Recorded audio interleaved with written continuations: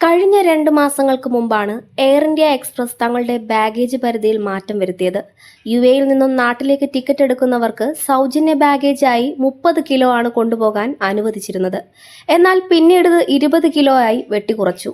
പ്രവാസികളുടെ ഭാഗത്തു നിന്നും വലിയ എതിർപ്പാണ് ഇതിനുണ്ടായത്.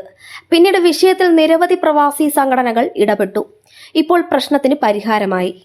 പ്രവാസികളുടെ വൻ പ്രതിഷേധത്തെ തുടർന്നാണ് സൗജന്യ ബാഗേജ് പരിധി വീണ്ടും എയർ ഇന്ത്യ എക്സ്പ്രസ് പിൻവലിച്ചിരിക്കുന്നത്. ഇന്നലെ മുതൽ പഴയ ബാഗേജ് പരിധി പുനഃസ്ഥാപിച്ചിട്ടുണ്ട്. ഇന്നലെ രാത്രി 12 മണിക്ക് ശേഷം ടിക്കറ്റ് ബുക്ക് ചെയ്തവർക്ക് ഇതിന്റെ ഗുണം. യുഎഇ ഇന്ത്യ സെക്ടറിലേക്കാണ് എയർ ഇന്ത്യ ബാഗേജ് പരിധി കുറച്ചത്.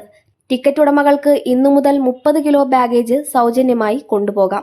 കഴിഞ്ഞ ഓഗസ്റ്റിലാണ് ടിക്കറ്റ് ബുക്ക് ചെയ്യുന്നവർക്ക് ബാഗേജ് പരിധി എയർ ഇന്ത്യ വെട്ടിക്കുറച്ചത്. 30-ൽ നിന്ന് 20 കിലോയാക്കിയാണ് കുറച്ചത്.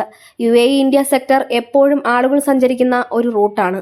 നാട്ടിൽ നിന്നും വെക്കേഷൻ കഴിഞ്ഞ് തിരിച്ച് ദുബായിലേക്ക് പോകുന്ന കുടുംബങ്ങൾക്കാണ് ഇത് വലിയ പ്രതിസന്ധി സൃഷ്ടിച്ചത്.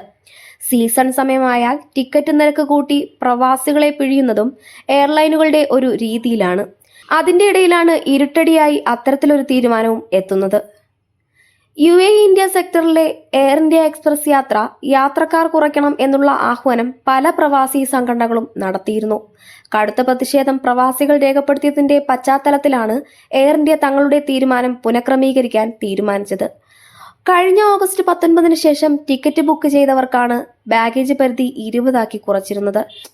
എല്ലാ സമയത്തും നിറയെ യാത്രക്കാരുള്ള ഏറ്റവും ലാഭകരമായ യുഎഇ ഇന്ത്യ സെക്ടറിലെ യാത്രക്കാരെ പിഴിയുന്ന എയർലൈൻ ബഹിഷ്കരിക്കണമെന്ന് വരെ ചില സംഘടനകൾ ചെയ്തിരുന്നു.